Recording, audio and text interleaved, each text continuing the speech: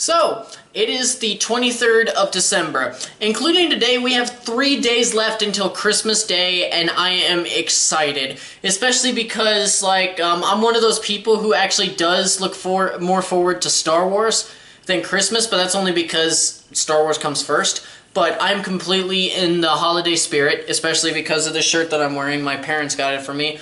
My dad works as a cast member at Disney World in Florida. So, they're able to get me a lot of cool shit, and this was one of them. So, I don't know, I really love this shirt. But anyway, I'm rambling. Because we're 3 days away, including today, that means we're pretty much, near the end of my Christmas series for 2017. I've really had a lot of fun with this, and I hope to be able to do it next year once I once it gets to that point and I actually figure out which movies I want to actually review that year. I've also decided, after Christmas Day, I am actually going to take a break until a little bit after the New Year, because, I'm a little bit exhausted because of stuff that's been going on at work, as well as, trying to pump out as many reviews as I can. So what I'm going to do, after the 25th, I'm going to finish recording, reviews until, maybe the second week of January. Not including new releases. If I'm able to see a new release, then I will release a video, but that'll be about it. I will still be doing Last Week in Cinema regularly, but as I said, for regular reviews, I'm taking a break for a little bit. So for my last 3 days, while planning out my Christmas season and series, I actually decided that I wanted to do something special for the last couple of days. So, starting with this review, I will be reviewing 3 of the many Christmas Carol adaptations starting today, and then another on Christmas Eve, which is tomorrow, and then I will have the last one actually set up for Christmas Day, and then that will be it. I will go ahead and say I'm recording these, I'm recording all 3 of these on the 23rd, so today, just so I can get them out of the way and so I can relax and spend some time with Mallory and her family who live nearby.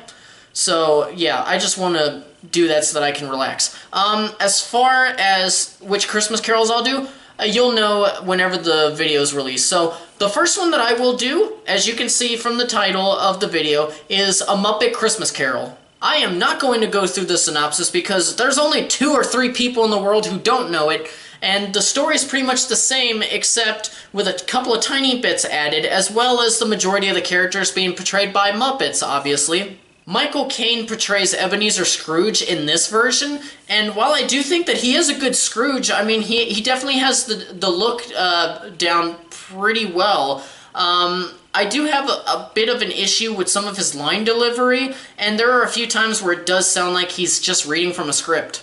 As I said, literally not even a minute ago, the movie doesn't stray too far away from the original narrative, other than a couple of small things. For instance, we have Gonzo playing Charles Dickens, and he's used as a stand-in narrator, which actually wasn't a bad idea. I actually do kind of like it, but one addition that I absolutely love because of how clever it is the Ghost of Christmas Past. Or, wait, no. Sorry, the Ghost of Christmas Present. He has a short-term memory because he's always living in the present. I think that's an amazing idea. That being said, I think that the film's weakest aspect is actually in its title. It's a Muppet movie, and for those people who grew up watching The Muppet Show or any of the Muppet movies, they expect a certain type of comedic feel to their films, and if you guys want that, or if any of you want that, this movie is going to disappoint you. I'm not saying that it's a bad movie, I'm just saying that it doesn't feel like a true Muppet movie. This film is also a musical, and the songs are actually pretty good for the most part. I do think, however, that the song When Love Is Gone doesn't hardly play into the emotion that it should be felt, or that should be felt when you're hearing it. And one thing that actually surprised me was Michael Caine. I mean, he's not a very good singer, but he does a pretty good job with it in this film. It's because he puts a lot of passion into what he's doing while he's singing and puts a lot of passion into the song, and it just comes across very well whether you're judging him solely from an acting standpoint or even a singing standpoint. in the end, The Muppet Christmas Carol is actually a good and fun movie, and it actually isn't a bad adaptation of Christmas Carol. It's definitely a good way to introduce your kids to the story, and I will be giving the film 3 reels. Well, that'll do it for me today. Please subscribe if you haven't already for more reviews and content, and as always, thank you so much for watching. I will be back tomorrow morning around 10 a.m. Oh, excuse me. Oh, sorry. With another review of a Christmas Carol adaptation. Merry Christmas and farewell. Into the next video.